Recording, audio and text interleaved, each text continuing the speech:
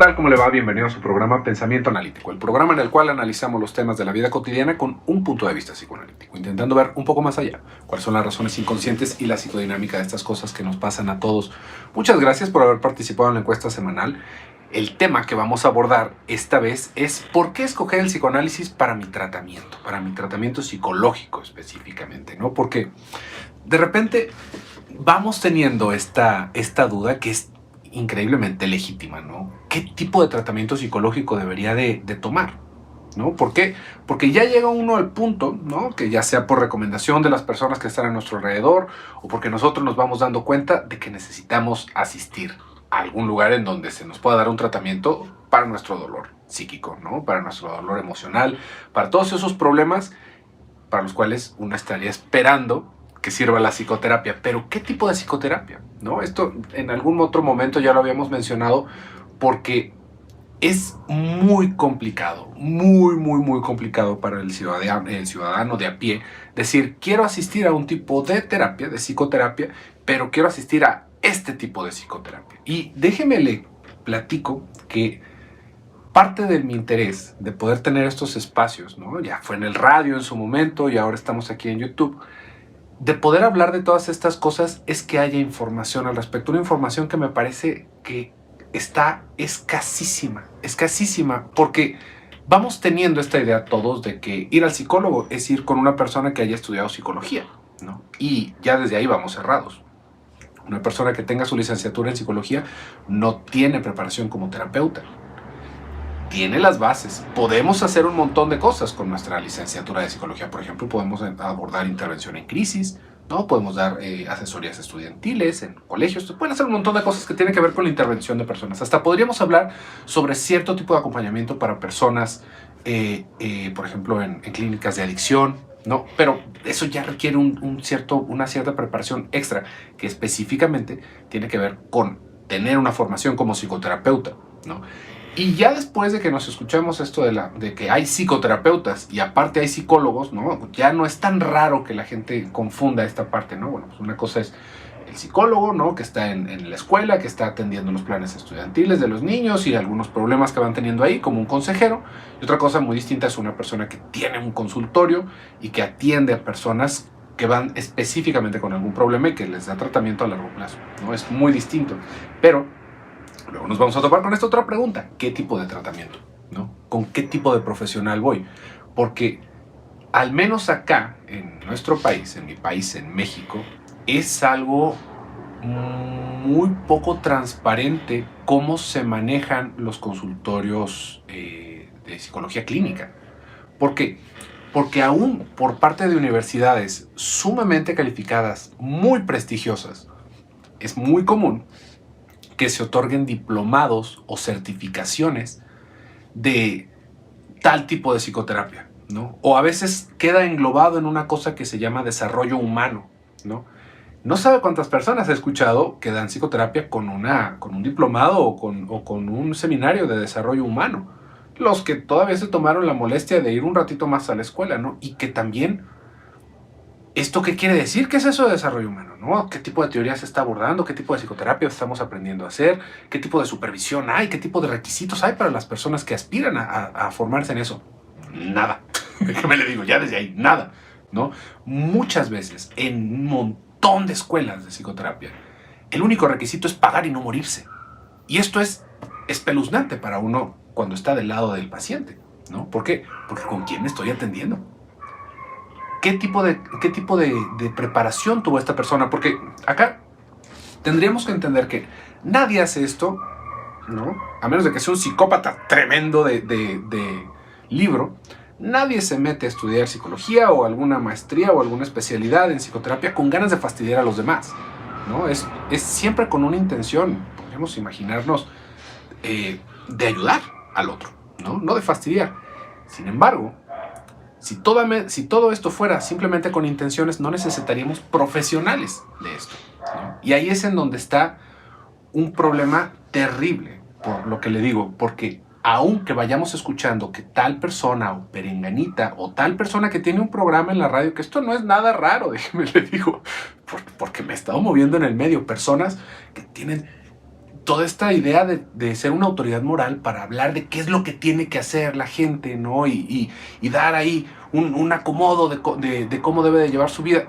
Y que se van presentando como los grandes psicólogos, los grandes interventores, el gran coach, el gurú. Hágame el favor, hasta magos de repente nos encontramos por ahí, puras payasadas, ¿no? Pura gente que está, en serio, sacándole provecho a los demás. Pero dándonos vueltas y vueltas y vueltas en esto. Si se fija, ahí es en donde está el problema.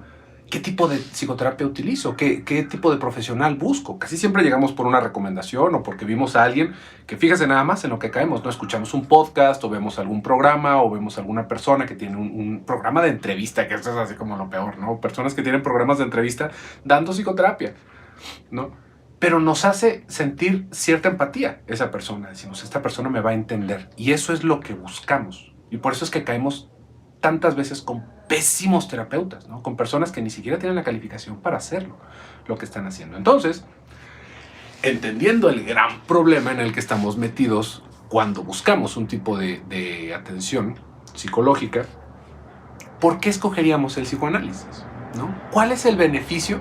Que si usted es uno de los casi 10,000 seguidores que tenemos, suscriptores en este canal, supongo que algo le interesaría, algo le ha de sonar estas cosas que digo. ¿Por qué escogeríamos un tipo de terapia psicoanalítica sobre algo distinto, ¿no? Sobre esta persona que me dice que va a contactar con mis ancestros, o que baja ángeles, o que ve a Dios y habla con el universo. Eso suena muy impactante, le voy a decir, ¿no? O sea, es como si tomamos eso como cierto, pues está difícil competirle, ¿no? A una persona que tiene línea directa con no sé qué ser de luz, ¿no? Pero ahí es en donde está el punto, ¿no? Fíjese cómo, por un lado, cuando hablamos de psicoanálisis, hay un montón de escuelas también. Y esto es algo que de repente hasta veo en los comentarios, ¿no? A veces algunas personas que me hacen algún señalamiento como muy específico de alguna parte teórica de lo que estoy hablando, déjeme le digo que los leo de todas maneras, ¿no? Que me hacen algún señalamiento y alcanzo a entender de qué escuela viene eso. O sea, de qué tipo de movimiento de pensamiento dentro del psicoanálisis viene eso. Y por qué hay ciertas cosas que yo voy priorizando porque es algo que a mí me cuadra más con cómo trabajo que tal vez otros autores y otras personas que se han formado de manera diferente, ¿no? Pero al menos estamos como en el mismo campamento, ¿no? ¿Por qué? Porque estamos hablando un idioma similar. Porque tenemos una manera de ver ciertas cosas alrededor de la salud mental de las personas. Y así como le digo, aún dentro de la teoría psicoanalítica van a haber un montón de personas que tal vez, pues con todas las ganas que a veces uno le puede echar de terapeuta, pues anda haciendo puras babosadas, ¿no? O estamos todavía en formación, o tal vez ese paciente nomás no nos acabó de cuadrar, no pudimos hacer todo lo que podríamos haber hecho, ¿no? Tal vez no estábamos tan bien preparados para abordar eso. Pero ahí es en donde está el punto. Fíjese cómo todo esto vamos aceptando y vamos partiendo de la falta de que no somos seres omnipotentes. Y eso es una cosa que yo no he escuchado en ningún otro tipo de psicoterapia, ¿no? Ni en las más fantásticas que presentan, que haya esta triada. Fíjese qué es la diferencia de poderse atender con una persona que tuvo formación como psicoterapeuta, psicoanalítico, como psicoanalista, como usted le quiera poner, en la escuela que haya trabajado, en la escuela que haya estado usted. Hay una triada, y eso es haber ido a análisis, haber supervisado y haber estudiado en el cuadro alrededor de la Asociación Internacional de Psicoanálisis, que va llevando ciertos lineamientos de qué tipo de autores se van a tomar, qué otro tipo de autores no se van a tomar. Es análisis personal, supervisión y estudio. Esto es lo mínimo que podríamos esperar de una persona que se está formando como terapeuta. Y vamos a entender por qué. Nosotros podemos estudiar un montón de cosas. O sea, realmente podemos decir, yo me he leído todos los libros, los seminarios de Lacan me los sé de arriba para abajo, ¿no? Y todas estas cosas que van alrededor de estos libros también las voy dominando. Eso no nos convierte en un terapeuta. Y ahí también tendremos que entender, ¿no? ¿Por qué? Porque todo esto puede tener un acercamiento filosófico, puede tener un acercamiento alrededor de entender cómo va funcionando el lenguaje, de cómo va funcionando la interacción de los seres humanos, pero no en un aspecto clínico primeramente, aunque toda la literatura que vamos a estar leyendo es de clínica. Aunque podamos echarnos el libro de Ana Freud, es que yo ya sé todos los mecanismos de defensa porque me leí ese libro, eso no nos forma como terapeutas, eso es una parte solamente. Y fíjese cuáles son las otras. Una de esas, y la más importante me parece, la más importante, es el análisis personal. Pero el análisis personal no por simplemente haberme analizado, sino estar en análisis para formarme como terapeuta. Ese es un mundo de diferencia que no lo va a encontrar, le aseguro, en un montón de lugares. Y no porque esté haciendo un comercial. En sí, si se fija, es una cosa curiosa y me da algo de tristeza de repente ver algunos comentarios que siento que los dejo ahí colgados, ¿no? Si se fijan, no es un espacio principalmente para estarme promocionando en mis servicios. Yo, por suerte, tengo bastante nutrida mi agenda. De repente se me van abriendo espacios, de repente hay personas que me van buscando, pero ahorita no estoy atendiendo pacientes. No me gusta atender pacientes a distancia, me gusta solamente atender pacientes en persona por el tipo de tratamiento que doy. Y no es todo esto que le estoy diciendo como por echarle un ramo de flores y qué bárbaro, es la mejor psicoterapia que usted pueda entender y que pueda tener. Pero, como le digo, son cosas que tendríamos que tener muy en consideración sobre el tipo de preparación que tiene la persona. Ya estuvimos hablando del análisis, que es un análisis que gira de una manera diferente. ¿Por qué? Porque estamos haciéndolo alrededor de nuestra formación, ¿no? De poder entender cuáles son nuestros puntos ciegos, cuál es el punto contratransferencial de las personas que estamos empezando a atender, ¿no? Todo esto va girando de una manera completamente distinta la manera en la que vamos a abordar a las personas y la manera en la que nosotros nos vamos entendiendo.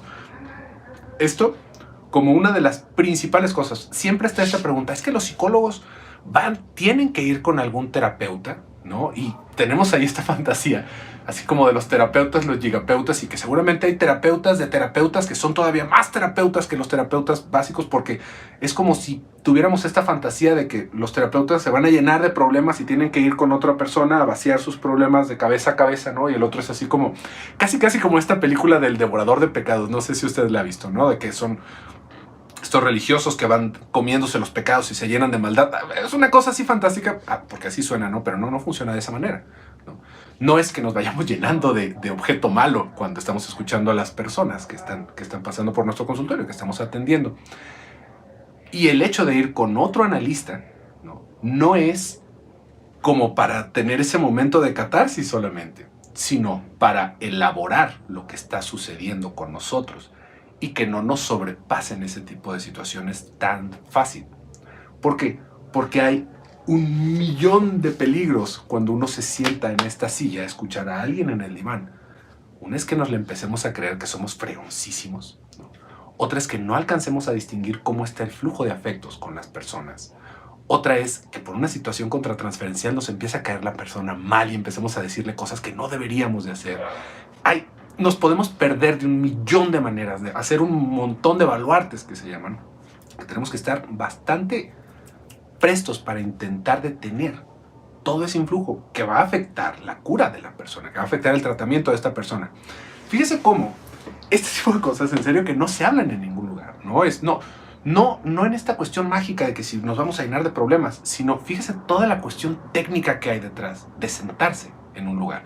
Y luego queremos pensar que mi vecina Lolita, que porque tiene, no sé, 8 matrimonios, ella da consejos para parejas, ¿no? Y no te cobra, pero tú le puedes dar una gratificación y te echas un café con Lolita. No va por ese lado, ¿no? Si fuera por platicar con un amigo, vamos a platicar con nuestros propios amigos, no tenemos por qué estarle dando dinero a alguien y haciéndonos pensar que estamos yendo a un tratamiento serio. Pero fíjese, toda esta cuestión, y ahorita solamente planteándole desde el análisis y el estudio, ¿no? Ya dijimos que tenemos que estudiar un montón de cosas y ya dijimos por qué nos tenemos que analizar, al menos el tiempo que estamos en formación. No quiere decir que ahí termine el análisis de uno. Y la tercera cosa, ¿no? Es de esta triada que estábamos hablando, que es la supervisión. Cuando usted se atiende con alguien que tiene un corte psicoanalítico, puede tener la certeza como tal, si viene de una asociación psicoanalítica reconocida, que no lo está haciendo de su propia imaginación, que hay un cuerpo de maestros con mucha más experiencia detrás de él, a donde esta persona pudo acudir con todas las cosas que se le fueran trabando mientras está en formación y después de estar en formación, porque esto es algo que sigue sucediendo. Uno puede ir a supervisar a sus pacientes. Es como tener otro terapeuta más, pero así como tras bambalinas, ¿no? Y uno podría decir, bueno, pero ¿y la privacidad? No va por ese lado. No es así como que vamos a ir a despepitar los secretos de alguien más, sino que vamos con aspectos técnicos del paciente, ¿no? Vamos a intentar clarificarnos y esto lo vamos cuadrando con nuestro propio análisis. Y es todo un proceso muy complejo y que requiere de muchísimo tiempo de la persona que está, como le digo, en la silla del terapeuta. Entonces, ¿por qué escoger el psicoanálisis? En lugar de escoger, no sé, esa terapia en donde me están diciendo que yo estoy cargando problemas de mis ancestros, porque lo más seguro es que se está metiendo con una persona que solamente le quiere sacar el dinero, en el peor de los casos, ¿no? En el mejor de los casos es una persona que está perdida en la realidad, ¿no? En el pensar que tiene conexiones con el más allá y que no le va a ayudar, sino que va a empeorar. O sea, no es como si fuera una carrera de caballos y vamos a apostarle al que tenga las patas más fuertes, sino al que trae patas, ¿no? Al que tiene 3 de las 4 patas. Digo, puede sonar bastante deprimente pensarlo de esa manera, porque pues al final de cuentas uno, como le digo, uno puede estar haciendo todo el esfuerzo por estar ayudando a las personas y su terapeuta le aseguro que lo está haciendo si tiene esta formación, y le batallamos también, como para que nos vengan a decir que Perenganito en 8 sesiones de estarle dando masajes de pies y estarle revelando los secretos de sus ancestros le solucionó la vida. Por favor, no va por ese lado. No ese es el sentido.